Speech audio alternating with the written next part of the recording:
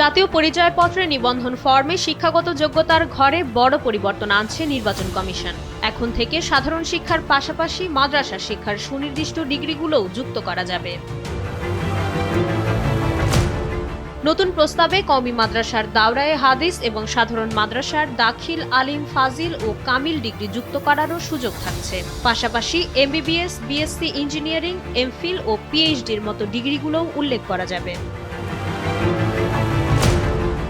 EC কর্মকর্তারা জানান, আগে শুধু স্নাতক বা স্নাতকোত্তর লেখা যেত, কিন্তু সুনির্দিষ্ট ডিগ্রির নাম থাকতো না।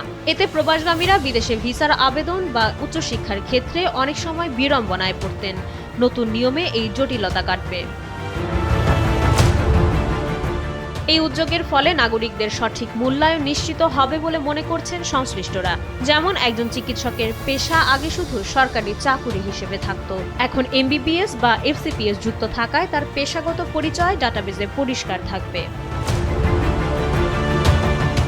এই সুনির্দিষ্ট ডিগ্রিগুলো এনআইডি কার্ডে সরাসরি প্রিন্ট হবে না, তবে এগুলো কেবল নির্বাচন কমিশনের অভ্যন্তরীণ ডাটাবেজে বা তথ্য ভান্ডারে সংরক্ষিত থাকবে। বিশ্লেষকরা এই উদ্যোগকে স্বাগত জানিয়েছেন। তারা মনে করেন এটি নাগরিকদের জন্য সুফল বয়ে আনবে। বর্তমানে প্রস্তাবটি অনুমোদনের অপেক্ষায় রয়েছে।